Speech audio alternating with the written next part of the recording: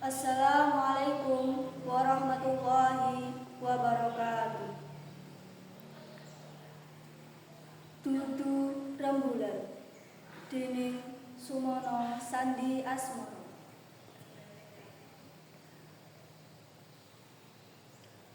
Dudu rembulan sing sigar kena jempol nalika permadi dolanan pasopati. Dudu lintang sing aju nalika pagunadi mate aji lebur sakti.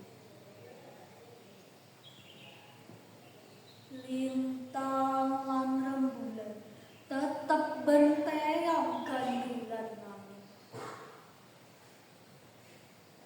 Mung manungsa sing rumangsa bisa ngrapal mantra adeg-adeg kiblat 4-5 panjen ngobrol derajat pamer pangkat rumangsa dadi lelanane jagat.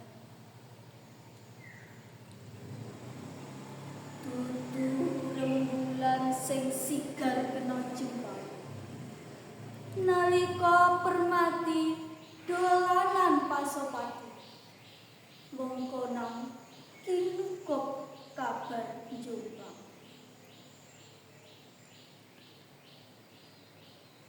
Gurit saumpama déning Sumono Sandi Asmoro.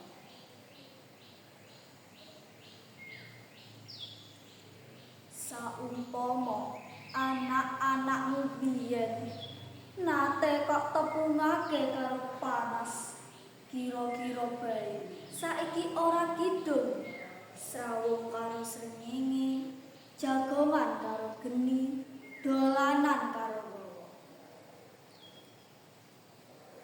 Saumpama anak-anakmu biyen nate kok tepungake karo adem, kira-kira bae saiki ora bingung kepriye carane kenalan karo udan, paseduluran karo samudra, mumitran kelawan banjir bandang. Saumpama anak-anakmu biyen nate kok tepungake karo perih, kira-kira bae saiki wis padha ngerti carane salaman karo gati, kenalan karo keris, rembukan karo pedang. Nanging emane bocah-bocah sing durung wareg ngrasakake uyah kuwi mung kok pameri tembung mukti. Ngusung swarga donya jroning angen-angen kang gari. Yen saiki anak-anakmu mung bisa ngrenteni impen-impen bumi, ora keconggah polah ngongak jagat kasunyatan. Sing butuhake ati gumregah, tangan kumrembyah, sapa sing salah? Wassalamualaikum warahmatullahi wabarakatuh.